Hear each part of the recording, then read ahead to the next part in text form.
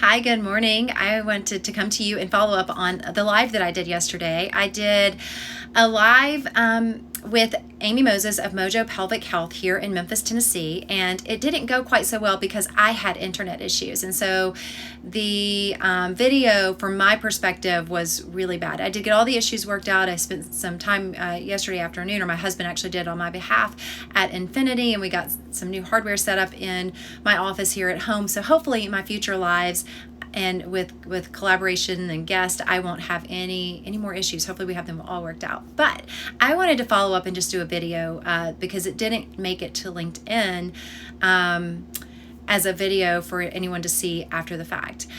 But pelvic floor health is an amazing area of health and wellness, and it is an area and an entity that deserves assessing in our bodies unto itself. So as women, we typically go and see an OBGYN every year for an annual visit, and men, you typically go and have your prostate checked during your annual visit.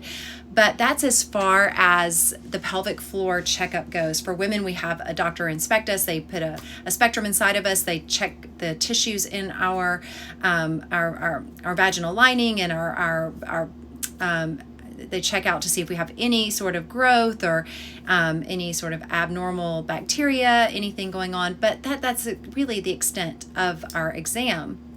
And often we may share with our doctor, our OBGYN, that we're experiencing some sort of pelvic floor pain, and they will work with us to an extent to try to discover the source of the pain. But what I am reading and understanding from doctors that specialize in pelvic pain and in pelvic floor therapy, such as Amy is a physical therapist that specializes in pelvic floor therapy, and she also has a certification in trauma, and I'll talk about that a little bit later. But doctors are limited in their ability to help us through pelvic pain if we have that as a struggle in our bodies. And sadly, a lot of times doctors will chalk up pelvic floor pain to a psychosomatic disorder for women, or they will tell women, you know what, you just need to relax. So have a glass of wine, take maybe some sort of antidepressant or a relaxing pill that will help you to relax. We've even heard doctors say to women, take a sleeping pill. And all of these are very dangerous protocols. First and foremost, you don't need to have to rely on a substance to enjoy being with your intimate partner. Secondly, relying on a substance leads to other issues, as we hear our friend Amy Olseth post about quite often.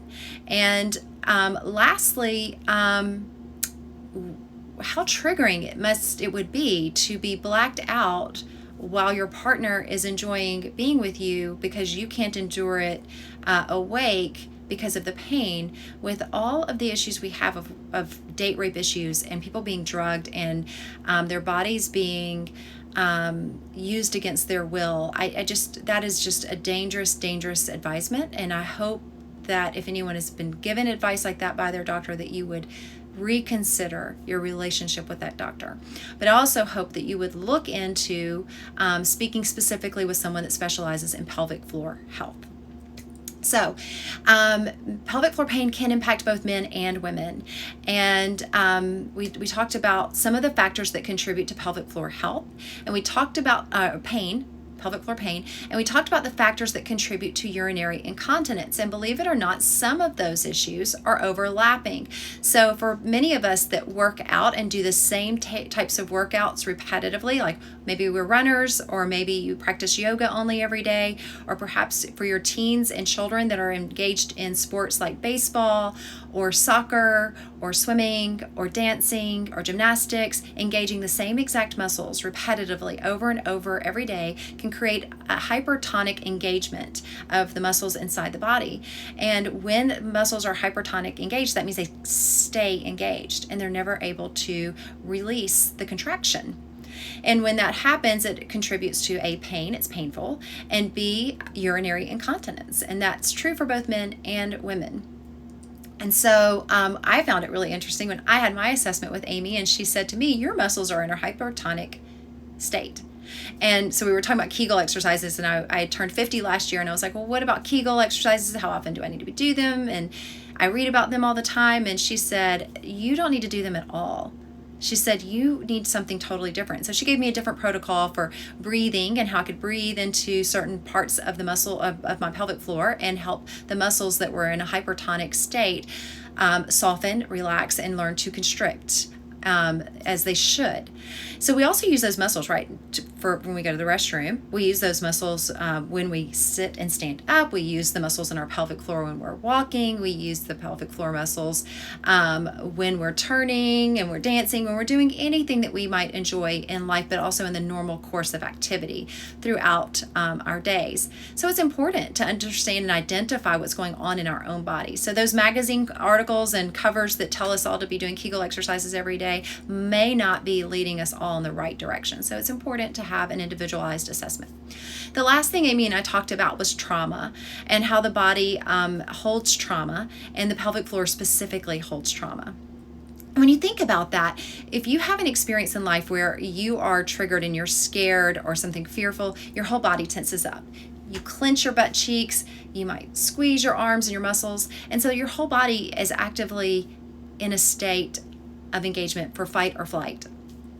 And so what we know now, based on Bessel van der Kolk's work from The Body Keeps the Score, decades of scientific research to show how we house our experiences in life in our body, shows us that our tissues keep track of what's happening. We also know that when we have similar experiences in life, the same muscles in our body will engage. So sometimes our body has a hard time differentiating between a car accident and someone dropping something loud on a floor, because the sound of the impact might be the same. And so it can be traumatizing and triggering, and it can create an activation in our bodies. So Amy also specializes in trauma and how our bodies hold trauma. And I thought I was blown away when she identified a place in my pelvic floor where the tissue had really become so engaged, and it was really hard, she said, that she imagined, she knew I was 50, she said, I imagine this has been here since you were 2 or 3, like pretty much your whole life you've been traveling with this part of your body engaged, and it's just probably been engaged several times anytime there was something similar to that experience. And there was an experience that happened when I was 2 or 3 that was pretty triggering and traumatic, and so when she said that, I knew exactly what she meant.